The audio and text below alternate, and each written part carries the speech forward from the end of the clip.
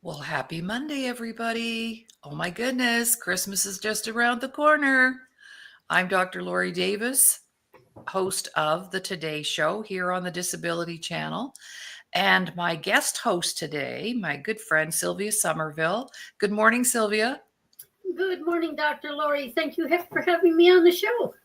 Well, thank you. I need a guest host here for Mondays now. So you're it. You're next in line. So there you go. Thank you very much. It'll You're be fun. welcome. You're welcome. Well, I just have a few announcements before we start, Sylvia, because on Mondays, we always do something around self care, empowerment, confidence building. And today we're going to talk about, we're actually going to do a 3-part series before Christmas, the next 2 Mondays after today, around helping us to build more confident children, to prevent bullying, to it's all around that. So we'll share more later, but just a few announcements. By the way, last week, Sylvia, guess what? We did our 150th episode with the Wow. Disability Channel. Wow. We've been busy. And that's just since May. We started with them in May of last year. So, or this year, but yeah, so we don't even have a year in yet. So I'm shooting for 200 episodes by the time the year rolls around. Oh, my goodness. Fantastic.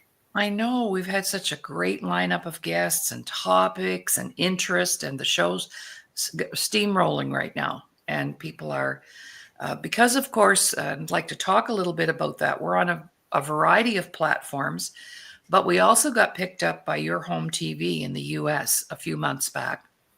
And they send down 2 episodes a week. They look at all the episodes and they pick 2 episodes and they're published on Your Home TV. I believe we have 35 episodes up and running there now. And that brings approximately 20 to 25,000 viewers per episode. So our numbers are close to the million mark right now. We're just so excited about that. Also, too, Jay, our esteemed leader at the Disability Channel, has asked me to talk to our audience about joining the Disability Channel Facebook page.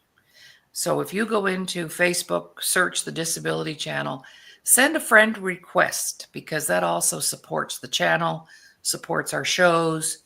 It just supports us. We're streaming live right now on Laurie Davis Facebook page, my YouTube channel, Laurie Davis Show Host. And I would ask that if you go in there, subscribe and leave a comment, because that really also helps our stats. So every little thing that everybody does, and lots of times I send out a show promo, like Sylvia, you told me this morning, I sent you the promo that I put up, and what did you do with it? I share. I must have shared it with everyone I know and then some I don't know. Right, right. So when you get those little clips, because I'm a direct friend, then you can share that. It's kind of like the old shampoo ad. 2 friends tell 2 friends tell 2 friends, right? Yep. And the next thing you know, we're a hit. So those are just a few announcements that I had before we get started. And of course, the Christmas season is coming up, and it's just a busy time for everyone. But we're going to be here right up until that last Monday before Christmas. And then we'll take a little break and be back in the new year. Full tilt ahead, full speed ahead. So today we wanted to talk about, I have a product. I'm just going to I pulled this out of the archives, and this is a workshop that we do, 10 ways to build confident children. And the way we deliver that, our clients come for an hour a week and we go through each of the topics. So I thought, that's a very good topic, especially this time of year when kids are in our minds and our hearts and our thoughts, because it's Christmas and making more connections that way. So we can't do it all in one show, but you and I'll banter back and forth about some of the reasons and why I did this back in the day. Probably 20 years ago, I wrote this. And it's been very useful for anybody who has children in their care. So who would be some of those people, Sylvia? Because you've had children in your care. Well, I had my own children, of course, and then there's friends of your children who are often spending the night over or spending a day with you, and you can notice things about them that need to be worked on. And especially, I used to volunteer in a youth drop-in center. Now, my Oh, wow. goodness, yes, 35 years of counseling the children, and you see so many things that we can't even talk about here on the air. Mm-hmm. It's Mm-hmm. they need our help. Absolutely. And my experience is coming from having been a school teacher for 15 years in the public school system, both as a classroom teacher and an administrator. And we're talking a long time ago now, but bullying was there, definitely. As a matter of fact, I actually saw teachers bullying each other, never mind bullying the kids. So, yes, bullying is very prevalent in all of our lives. And a lot of times people don't recognize, what is bullying actually? What is that? Well, did you know, Sylvia, would you believe it, that by the time we're 3 years old, we have already made decisions about our value in the family, whether we are important or not. And we start to live our lives and make decisions based on that. A lot of people call it confidence. And if I rewrite this, I won't say 10 ways to build confident children. I would say 10 ways to teach our children how to love themselves, not in an arrogant kind of way, but in a very healthy way. Because as we grow, and bullying is really extreme, a lot of little things can steal our self-worth, which is our ability to love ourselves. So imagine by the time we're 3, we're already deciding, how to play mommy out, how to play daddy out, right? Oh yeah, I'm sure you had experience with that. yeah. They all know how to play mommy against daddy and get exactly what they want. Uh-huh. And if when they're a little baby, like you said, up to 3 years, they know if I cry and carry on because I don't like what they're feeding me, now mommy will make me eat it. But if I say dad and start calling daddy, daddy won't make me eat it. Know those things. They know. They know. They're so smart. So let's talk about our parents, because our parents, we're not here to blame parents. I just want to make that clear. And something else I want to make clear, I am not a psychologist or a registered counselor. My background is education. So I approach things from an educational perspective, not a psychological perspective. They're two different disciplines and sets of strategies, etc. So I developed my strategies based on my experience as an educator in the public school system. And trust me, back in the day, the word self-esteem didn't even exist. As a young teacher in the school system, we didn't know what that was. We were never given any instructions on how to build it, deal with it, notice if it's being damaged, none of those things. So I'm very adamant about the educational side of healing. It's not always about psychological healing. It's about emotional wellness. And confidence is a totally different concept. So, but both are hand in hand. So I'll explain that in a bit. But let's go back, you and I, because we were somebody's little kid at one time, right? And our parents are our most impressionable teachers. Would you agree with that, and why? Absolutely.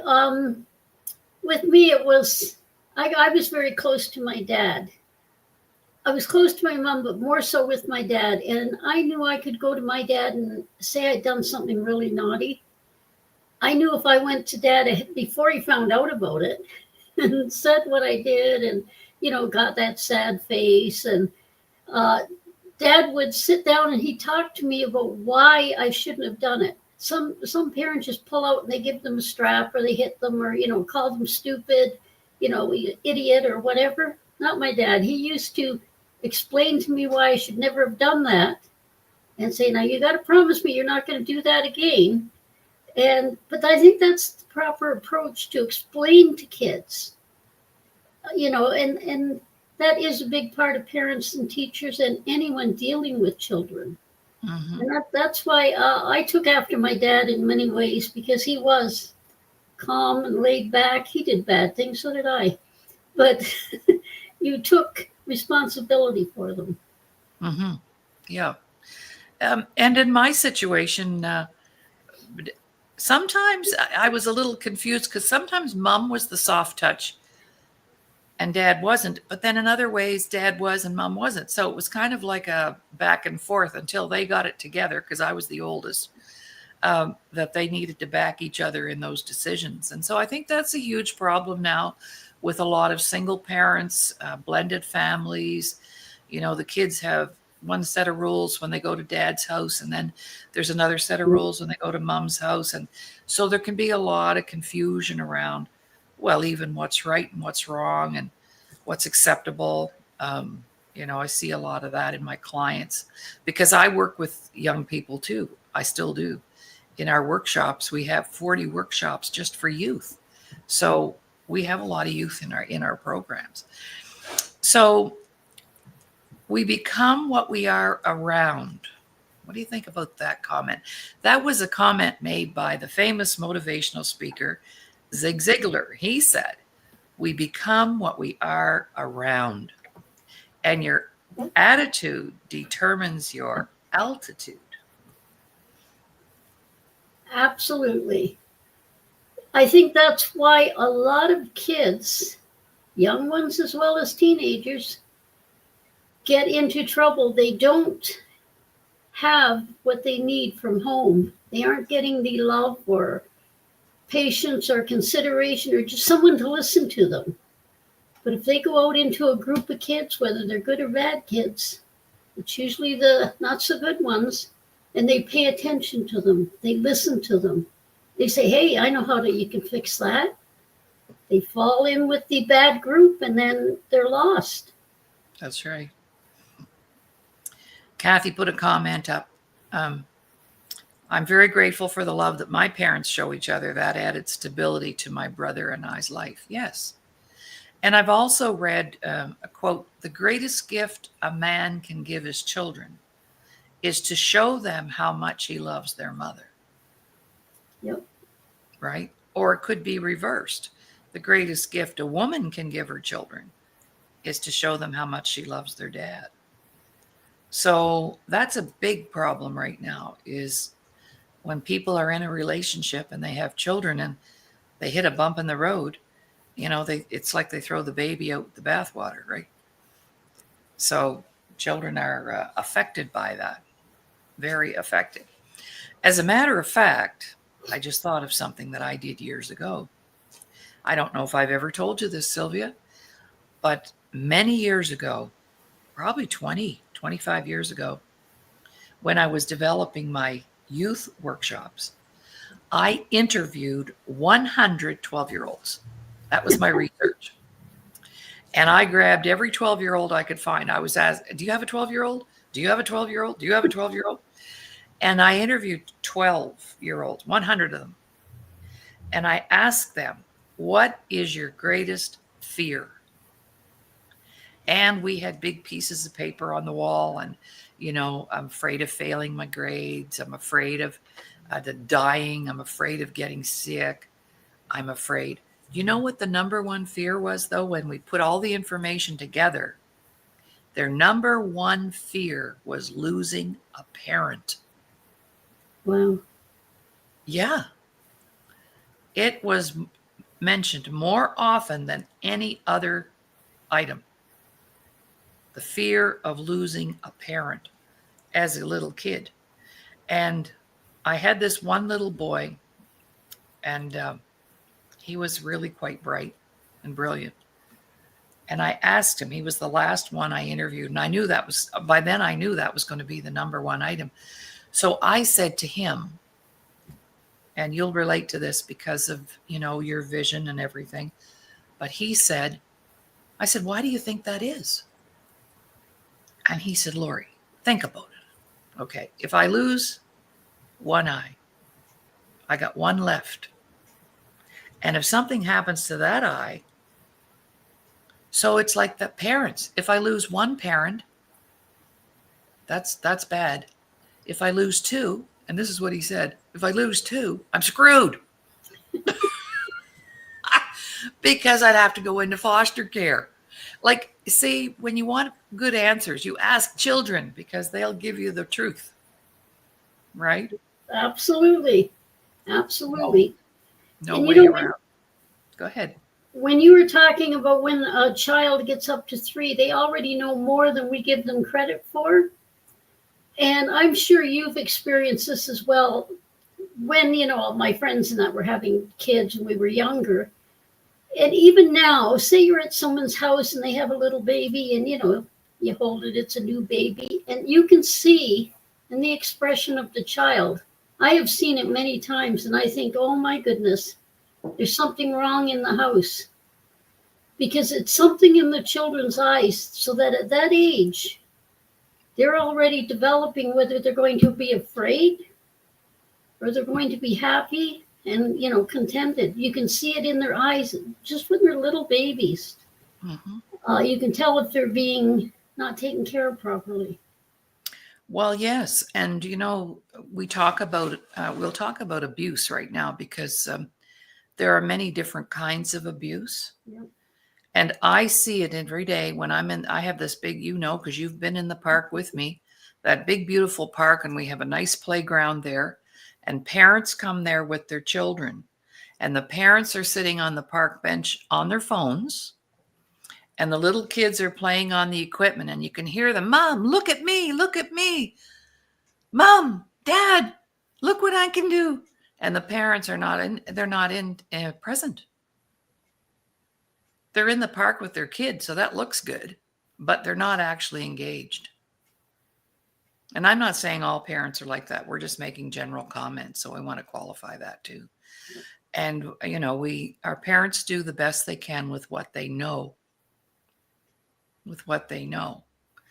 So this is the one thing, if you have to build a doorstep, I don't know what it's like in Ontario, but you need a building permit to put a deck on the back of your own property.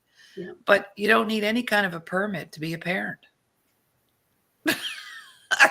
And that little kid does not come with a manual. Did you get a manual when the kids were born? No, wish I had, but you don't.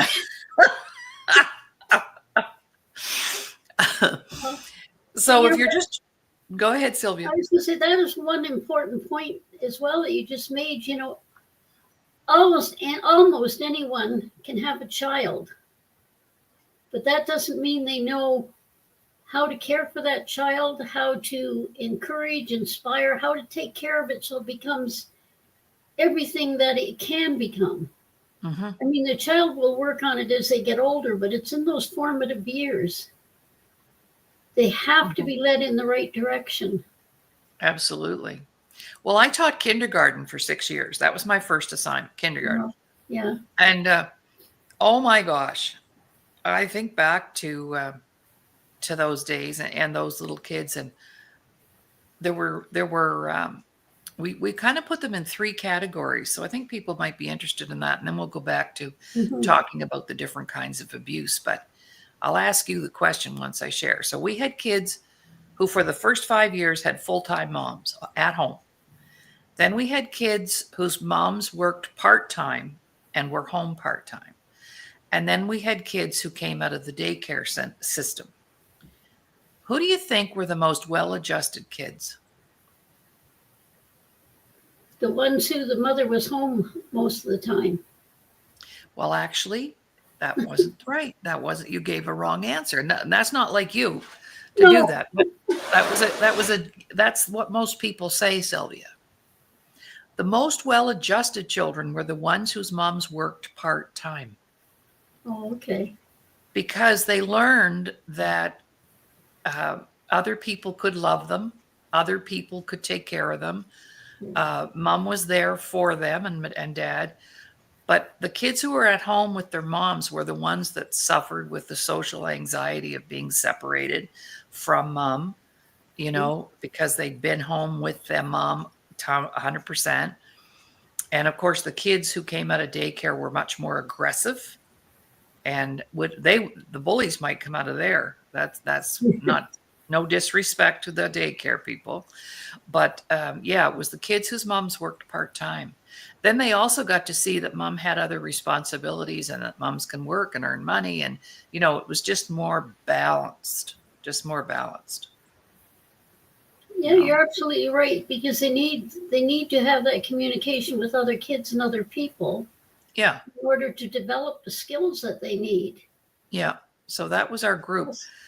So the other thing around the abuse, because all types of abuse create trauma.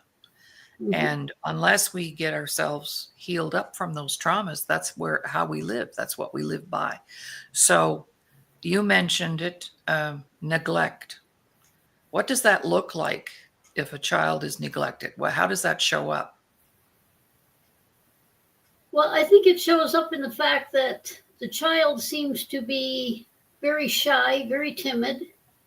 They have no confidence at all. They're kind of the one that shrinks back in a group because they don't know what to do, and they're afraid if they say the wrong word, maybe somebody's going to hit them. Or if they touch something they shouldn't, maybe someone's going to hit them.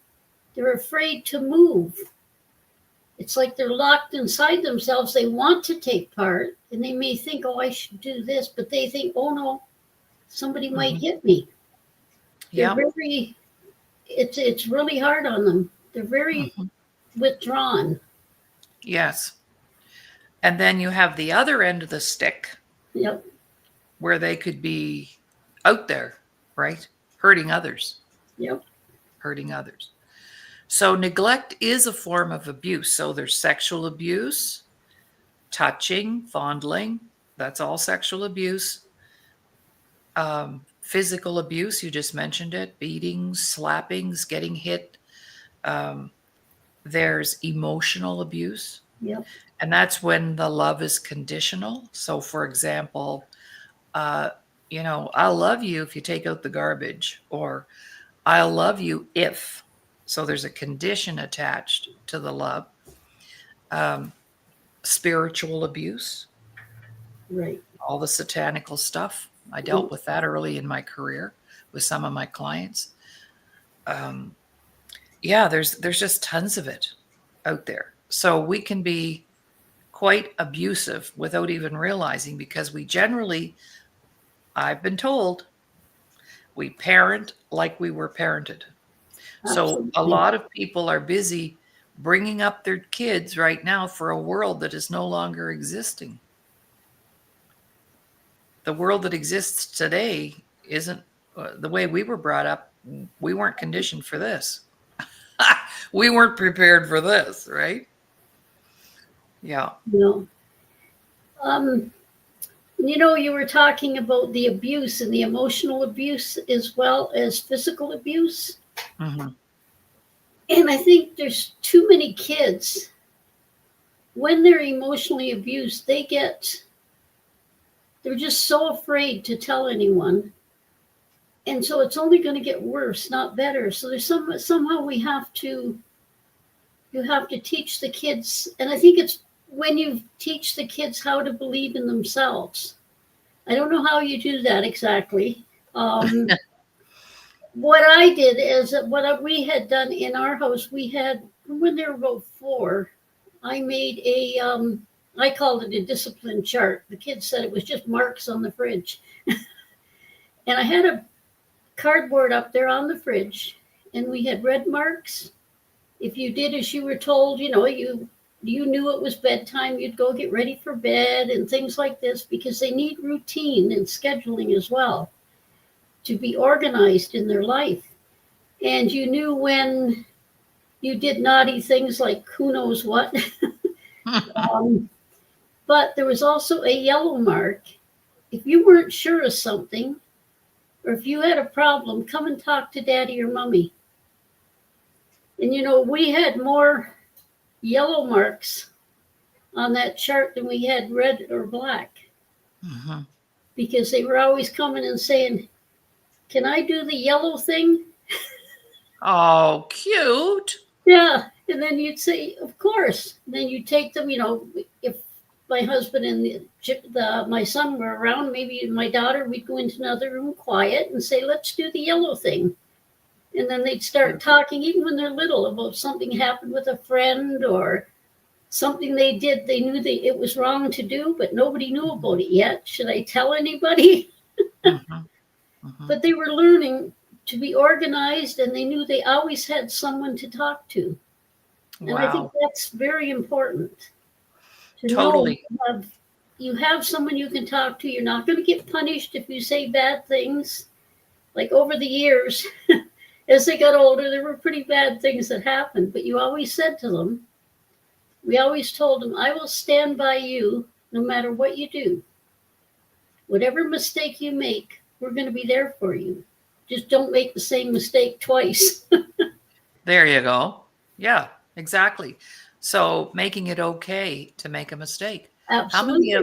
many of children in our generation suffered from perfectionism because we were so scared to make a mistake? Because there was a price to pay for that on the other end. And so, yeah, there's so many aspects to this, so many layers. And little kids are not born and at 3 and walk around and say, when I grow up, I'm going to be an addict. Or when I grow up, I'm going to be a bully. People are busy raising bullies and raising addicts and raising kids who want to kill themselves. That doesn't, an addict, it doesn't start with the first joint or the first bottle of beer. It's been building for years. People don't understand that. I Yeah. don't understand why my son all of a sudden started doing drugs. Well, he didn't start, it wasn't all of a sudden. It was something that was being developed and brewed all Yeah. along, right? With the trauma or the setbacks or the tragedies, because we all are going to have them, right? I, I, I think that's true with as well with suicide. Mm-hmm. They don't just wake up today and say, "I'm going to kill myself." No.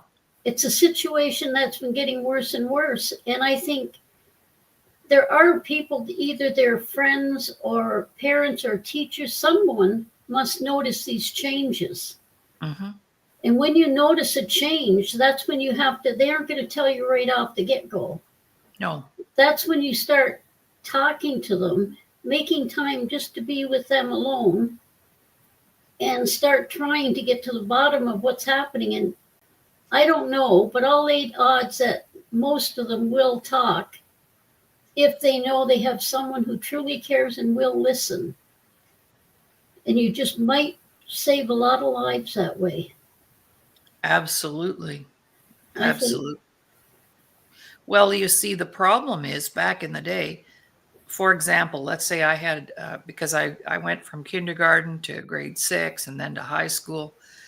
And even the year that I taught high school, the teachers said to me, um, now on Monday morning, pay attention because we can pretty much tell you which kids lost their virginity on the weekend. And I went, really? Like, are you kidding me?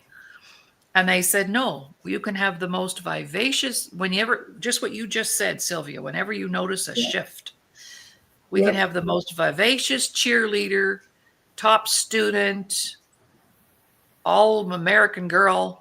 And Monday morning, she comes in and she can't even look at you straight in the eye. She goes to the back of the classroom, she sits down, and the boys too, same way, because of the shame that is attached to what happened on the weekend. yep, Things like that. And I get calls from parents who want me to work with their children. Well, I won't work with the children unless the parents are engaged in some form of process as well. mm-hmm, There's no point empowering children and then sending them back to a toxic environment. That doesn't work.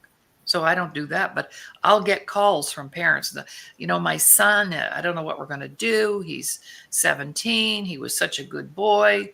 Do-de-do, do-de-do. And I always ask the first question, when did you notice the change? mm-hmm, Well, it was when he was in grade 3. Okay, grade 3, he was 8, and you're only calling me now? Like, what are you waiting for? A funeral, a crisis, you know? So I said, well, what happened when he was 8? Well, that's when we put him in hockey. I said, well, A, he may not have wanted to be in hockey, and 2, maybe something happened to him in the locker room. Did you ever think about that? See? So when we see that change, that's a indicator. That's not when you say things like, "Oh, he's just a teenager; he'll get over it," or "Oh, that happened. Grammy died, but it's just a stage. They'll get over that." No, No, they don't. no. It's, And I have personal experience with that. My first husband lost his dad when he was 11, and when his dad died, that gave him no hope of being disciplined, corrected, parented. And he was 34 when he took himself out.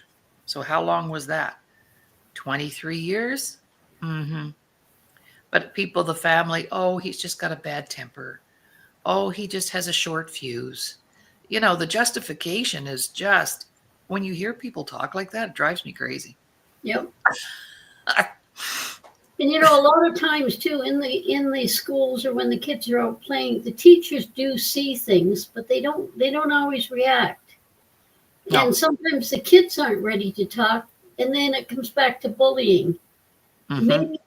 Maybe this little boy isn't, or little girl isn't wearing the designer clothes to school because they aren't from a family that an affluent family. They're everyday middle class people, and cliques do develop with the kids that have and the kids that don't have as much.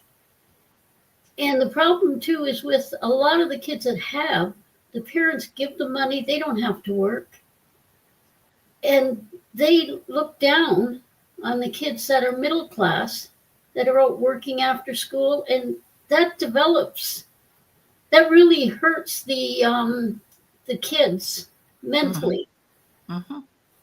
And people don't even see that. But if you watch, you can see it happening with kids. I've watched it many times. Yeah. Or maybe I'm the kid that never gets invited to the parties or to the birthday parties, or, you know, I'm not included. I don't make the baseball team. I don't make the basketball team. I'm the last kid to get picked for anything. These are all ways that we can be made to feel less than. And that's what bullying actually is.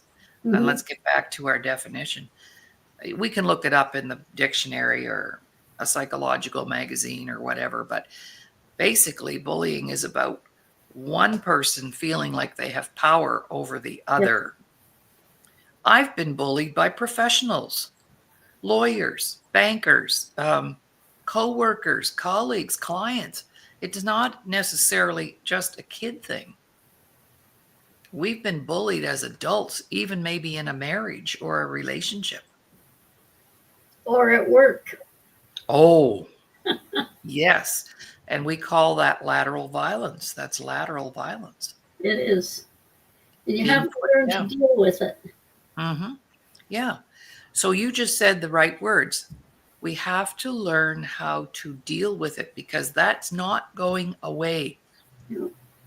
It has always existed. It's existing now, and it's going to continue to exist. So I'm always about working on the prevention side. Let's build our children to a place where if they are being bullied, they know how to handle themselves. Yep. And right? doesn't that come right back down to the base of everything, which is self-love, self-worth. Right. If you go ahead. I was going to say, if you love yourself and you value yourself, you're going to be able to handle the bullying. You will handle the bullies. Absolutely. So I have a personal story around that. I have this most amazing nephew. And he's 27 now, but when he was little, he was kind of like, he's 6'4" now. But when he was a kid, he was like the runt in the room, you know. And he was being bullied quite a bit at school. But by the time he grew up in our environment, so that empowerment training that he received, that self-love training that he received, I had a big part to play in that. And this is my sister's boy. And so he shared a story with me from an experience in grade. He didn't do really great in school till he got to high school. Then he started to ace it because he realized, wait a minute, I'm going to, he's quite gifted actually and was pretty bored. So anyway, he grew up in our environment, and grade 11, he thought, I better, get my act together. So he's in the classroom and they're doing a project, and he had left his colored pencils in his locker in the hallway, and they weren't allowed out into the hallway after class. This wasn't that long ago. And so he went up to the teacher and he asked her, may I please borrow from the classroom supply? And she had her head down. She never looked up. And she said, well, where are your pencils? And he said, well, they're in my locker. I left them there by mistake. And we're not allowed back out there. Well, she said, it sucks to be you. I believe that's bullying. So he said, because he had the training, he said, back to the original question, may I please borrow some pencils from the classroom supply? Because see, she was making it personal. That's how you know you're being bullied. People make it personal. So anyway, she said, well, if you have to. So he finally got the colored pencils. And as he's walking back down to his desk, you see, this is what we need to do, is help to program our children so they don't take things personally.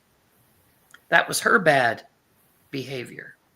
So he's walking back to his desk, and he's in his mind, he's saying, wow, she doesn't really know me very well. I have a mom, I have a dad, I have a roof over my head. I play hockey. I work part-time. I earn my own money. I'm loved. I have a wonderful life. What is she talking about? It sucks to be me. You see? He didn't buy in. And isn't that what happens when people start getting bullied, either as a child or an adult? They buy in and they don't challenge it in any kind of way. But the best way to challenge it is up here, wait a minute here. And then he thought, wow, she's a pretty unhappy person. Absolutely. Mm-hmm. May I tell you a quick one about an experience similar? Yeah. From grade 2 to grade 8 in the primary school, they had qualified, of course, parents coming in and helping with children who had problems. I had a little boy. I started with this little boy when he was in grade 2. He was dyslexic. Okay. Now, he didn't come from a very affluent family. You could see every day, I don't think he was washed. And, but that was okay. And he was very timid. And I'd come to the classroom, knock on the door, and take him into the little room and I had him for an hour, teaching him how to learn to read when you're dyslexic. And in it, I would put in little things about hygiene, but you wouldn't call it hygiene, about. No. I bring the stories that we're talking about, the things that would, influence him. Then came the day he came into the little room. He had a black line here down. He had his face nice and clean and his hair all combed. He was starting to think about his appearance. He maybe couldn't improve everything, but he was improving what he could improve. So we went on, and after grade 8, of course, he moved to high school, and I didn't see him anymore. So time goes by, and he would have been maybe in his 30s. And I haven't seen this child since he was in grade 8. I'm in the shopping mall, and this tall, lanky fellow comes up to me, who's a wife and a couple of kids. He comes up to me, and he gives me a big hug, and he said, Sylvia. And I said, I'm thinking, who is this man, right? And he says, do you remember me? I said, I have to say I don't. He said, I won't give his real name. I'll call him Bill. He said, I'm Bill. And I thought, oh Wow. my goodness. He said, you know, I have to thank you. He said, you helped me so much that when I got Oh, to school, I knew how to read, because dyslexic people can read. They just oh yeah. have to know how to go about it. And he said, I've got a good job.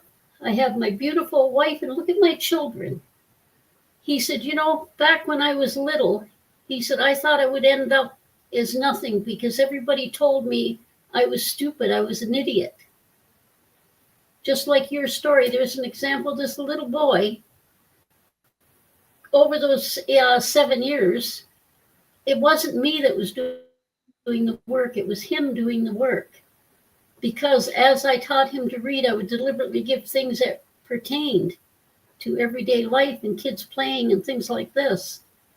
So it was sort of teaching him, I think. Anyhow, somehow he learned something, and he turned out to be a successful young man because somebody Wow. cared. Right. And that's what our kids need. That's all they need. They don't want our money. They don't want our stuff. They want our time. Yep. That's our most valuable asset that we have to give away is our time. Our time and our love, sincere and our love. Mm-hmm. Yeah. Don't pretend, because the kids know if you're pretending. If you're faking it. Yeah, faking they know. it until you make it. Yeah. Right. Yeah, they know. Yeah. So, well, that was lovely that you received that feedback, because a lot of times we do make a difference in people's lives, but if we don't actually meet up with them again, or they don't feed it back to us, then we don't really know. no. But just know that we all do make a difference. That's for sure. I mean, I had forgotten all about him over the years, right? Yes. You know, I didn't give any more thought to him. He was just a little boy that I was helping in the school. So it was, well, I have to share, go back to my little nephew there, because when he was being bullied, my sister worked with us at the time, and she really spearheaded and went ahead with our parenting program. We have a parenting program. So she wanted to be at home with the kids when they were little, and so she became a facilitator and worked with us for many years. And so anyway, one day he asked her, Mom, could I have some of your business cards? And of course, they were our self-worth, business cards. And she said, sure. And he said, I want to take them to school. I said, oh, she said, okay. And he said, pass them around. Perfect, little marketer. So he apparently, story goes, this kid was bullying him. So this bully came up to him in the playground, and my nephew pulls out his little business cards, and he hands one over to the bully, and he says, you know what? You need to get your mom to call my mom, because obviously your family has issues.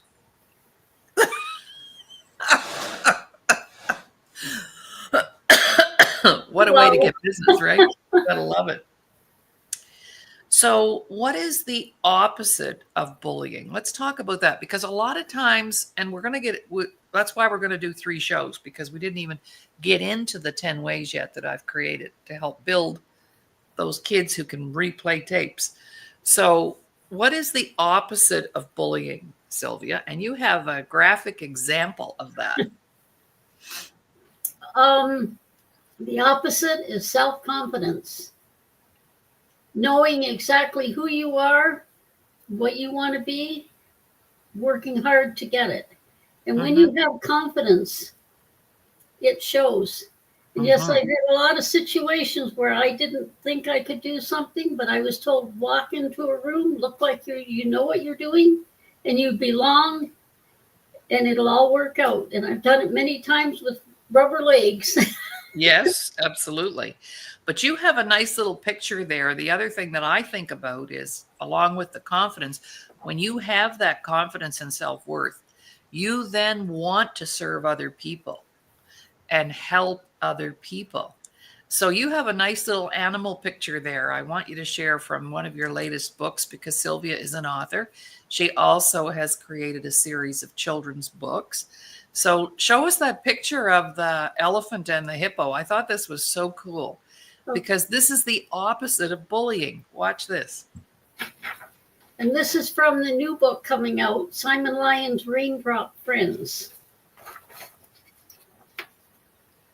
Okay, right over in the center, right in front of you there, and up.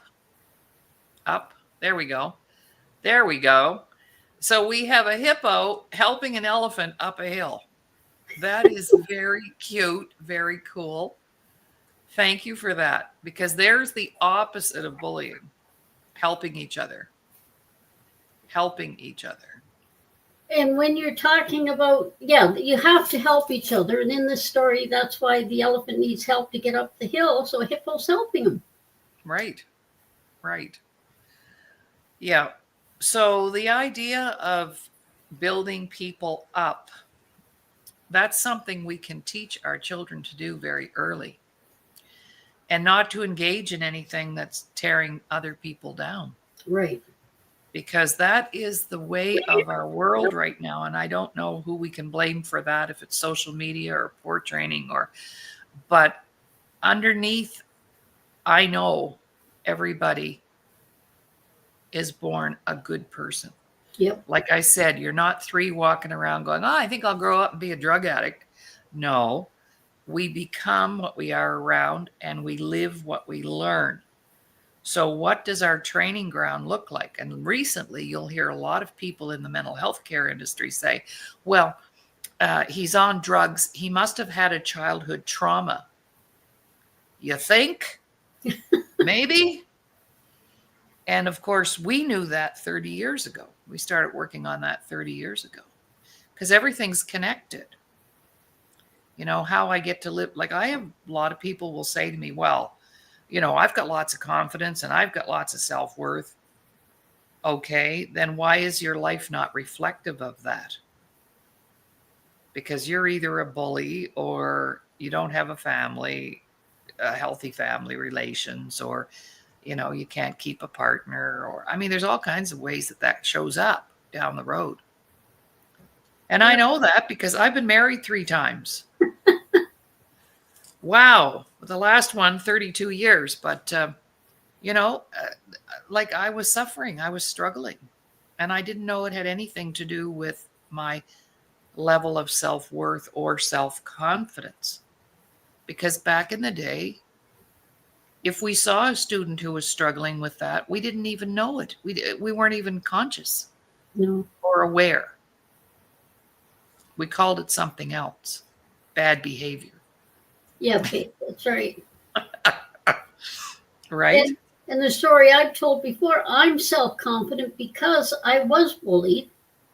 Do you remember when I said when I was 6? Yes. And I was partially deaf.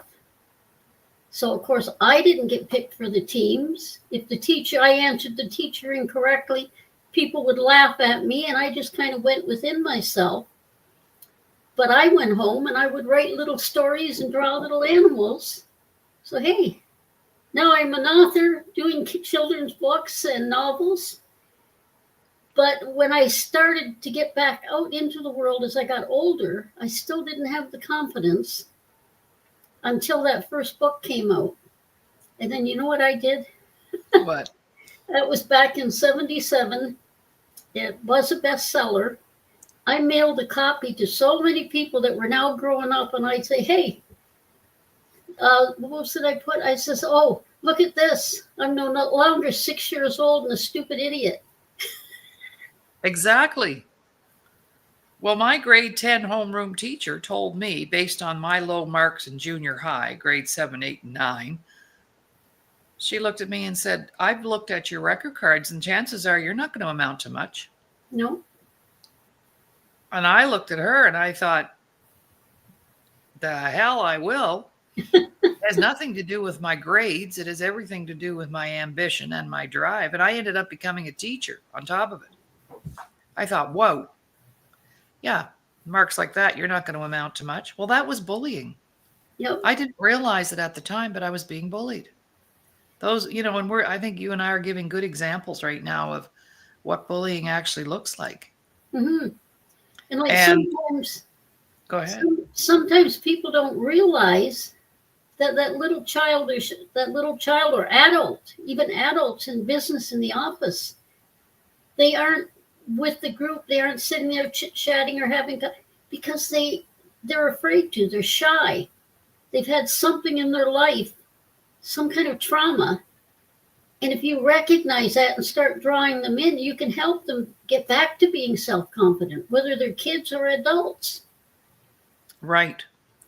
Well, after working with people for 27 years, this is years ago now, I realized at that stage that most people are walking around feeling like there's something wrong with them. Yep. And number two, that's a self-worth issue. That's what we like to work on, is repairing and restoring that self-worth. Because when you have that intact, you will not be a bully, nor will you allow yourself to be bullied. And you can teach that to children. We do it all the time. The second thing is we lack confidence. Confidence is not the same as self-love. No. I know lots of people with tons of confidence, but they don't like who they are. That's called a lack of self-worth. But self-confidence is you're willing to take risks. It measures and so there's a lot of people willing to take big risks because they have the confidence. But that doesn't mean they love themselves. And thirdly, poor communication skills. Mm-hmm. I don't know how to communicate properly to get the results I want, either personally or professionally.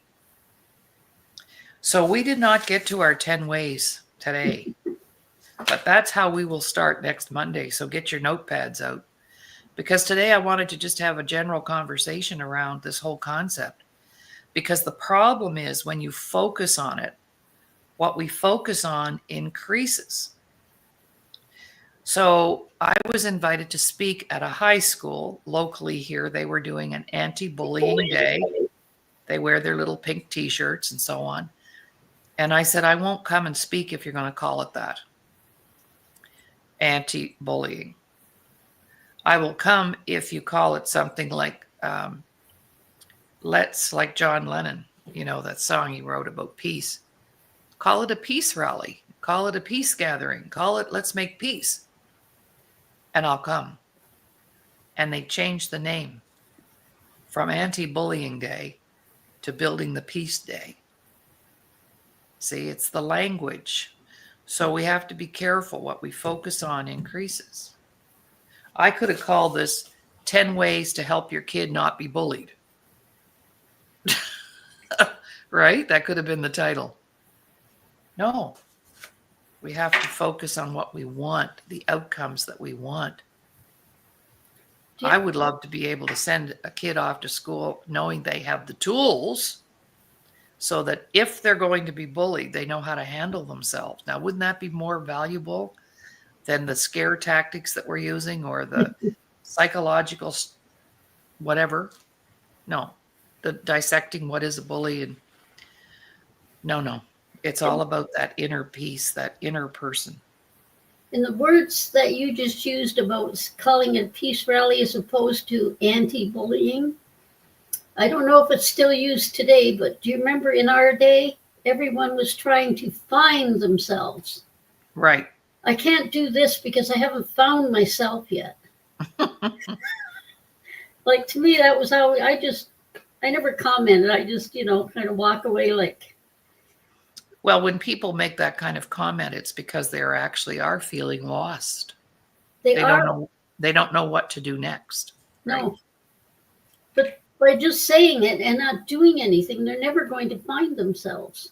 No. They're never making an attempt to do so.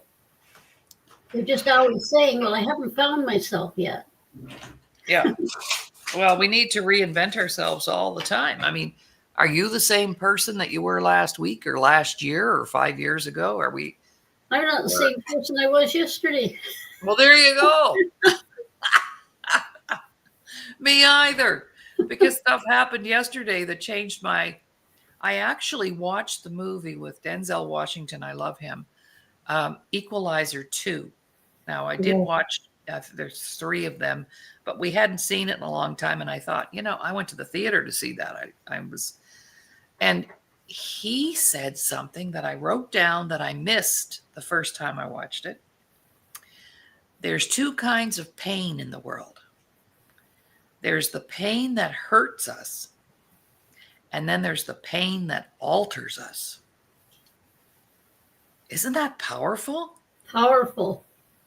I loved that. I wrote it down and I said, wow, I never thought of pain that way. And I've had a lot of pain both ways. Pain that has hurt me, but more importantly, I've had pain that has altered me so that I get more insightful of myself. I tell my clients all the time, don't be afraid to study yourself. You'll be the most fascinating thing you've ever studied. Absolutely. All right. Well, look, that hour went by very quickly, and I think we've just scratched the surface. So, as we said first in the beginning of the show, please put in a request to the Disability Channel Facebook page and become a friend. And also share the show and subscribe to our YouTube channel. Leave comments. And just go to YouTube and search Laurie Davis Show Host. The shows are all there.